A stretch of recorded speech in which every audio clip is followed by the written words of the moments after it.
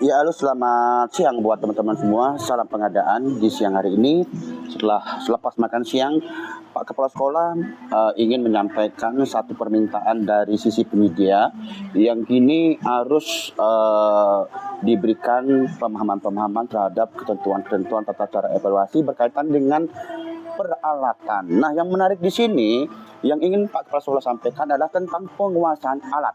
Nah, penguasaan alat ini baru ada diksinya itu pada saat dirumuskannya Peraturan Menteri Nomor 14 Tahun 2020 dan di SE2 Tahun 2020 dan tentunya juga masih ada di Perlem 12 Tahun 2021. Nah, yang ingin Pak Kepala Sekolah sampaikan adalah berkaitan dengan makna penguasaan alat. Nah, kalau kita bicara tentang di IKP 17.2, 17.3 dan selanjutnya di 28 tentang evaluasi berkaitan dengan peralatan, maka kalau kita bicara tentang dokumen penawaran, maka penguasaan alat ini hanya ada di bagian alat yang berstatus sewa peralatan. Jadi tidak ada alat yang berstatus milik sendiri.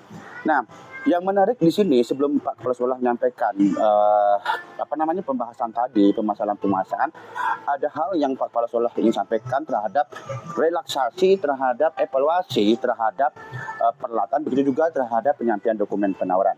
Yang pertama adalah relaksasi terhadap bukti kepemilikan.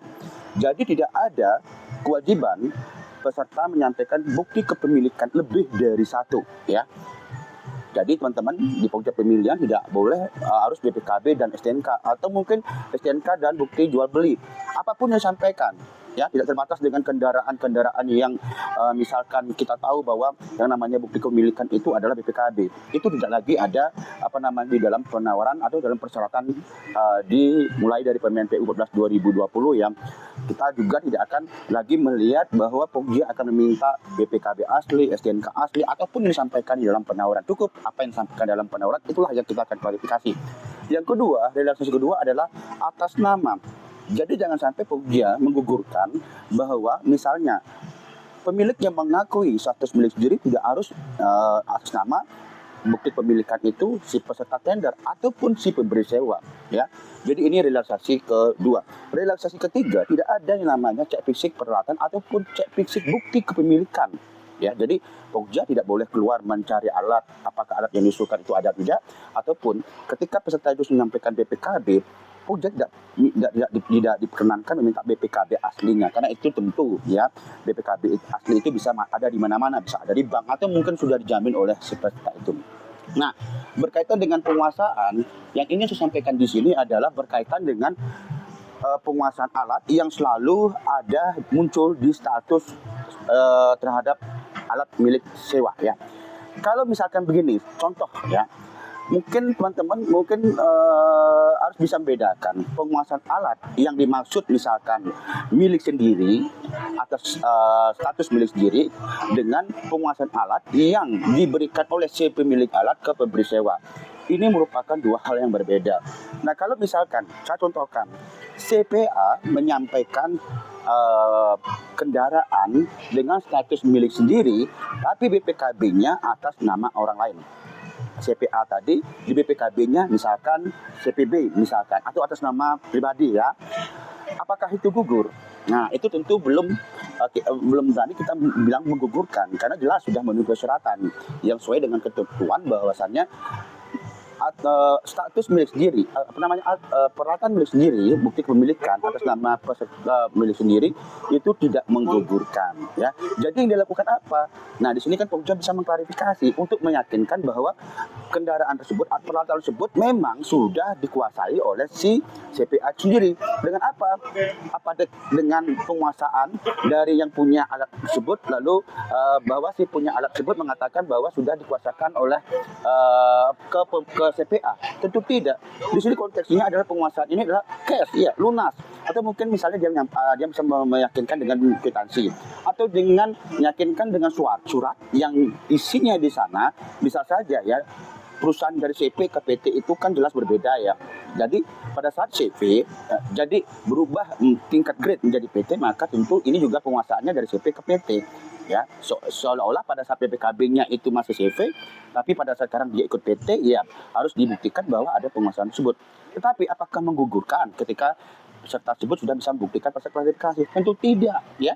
Tapi saya mengatakan cukup BPKB saja, ya. Berkaitan dengan penjelasan tadi, diberikan penguasaan oleh direkturnya pada saat klarifikasi, itu bagian klarifikasi, ya. Jadi tidak harus disampaikan. Lalu kemudian berbeda dengan pemberi sewa. Kalau pemberi sewa, ya, alat itu milik sendiri, juga sama perlakuannya dengan peserta tadi yang bukan pemberi sewa, ya. Jadi dia menyampaikan alat milik sendiri. Tapi bagaimana kalau, ya, ternyata pemberi sewa menyampaikan BPKB bukan atas nama orang lain, lalu diklarifikasi, ternyata si pemberi sewa itu mengatakan bahwa alat itu adalah memang milik yang punya nama di dalam BPKB itu sendiri. Jadi bukan pemberi sewa. Nah sekarang kalau konteks demikian hanya disampaikan BPKB saja oleh pemberi sewa, tentu gugur, ya. Jadi di sini pemberi sewa harus menyampaikan surat penguasaan yang punya kendaraan tersebut ke pemberi sewa. Itu namanya penguasaan, pengalihan hak, ya. Ini modelnya penguasaan ini tidak cash, ya, artinya bukan jual beli, tapi penguasaan terhadap hak milik dari yang punya alat ke pemberi sewa. Lalu pemberi sewa menyampaikan surat perjanjian dan surat penguasaan tersebut, ya. Jadi di sini bukti kepemilikan yang disampaikan pemberi sewa itu bisa dibenarkan apabila dia bisa meyakinkan bahwa alat tersebut memang punya pemberi sewa. Tetapi kalau pemberi sewa tidak bisa meyakinkan dan ternyata mengatakan alat tersebut masih milik si pemilik yang lain, maka tentu menggugurkan. Karena pada saat itu si pemberi sewa harus menyampaikan ke dalam dokumen penawaran surat penguasaan, ya. Nah itu teman-teman, ya. Nanti kita temu aja deh tanggal 17-18, ya, besok, ya, dan khusus hujan nih, ya. Hati-hati dengan kalimat penguasaan. Sekali lagi saya sampaikan, penguasaan alat hanya ada di pemberi sewa. Di pemilik status, pemilik alat dengan status milik sendiri itu tidak ada penguasaan.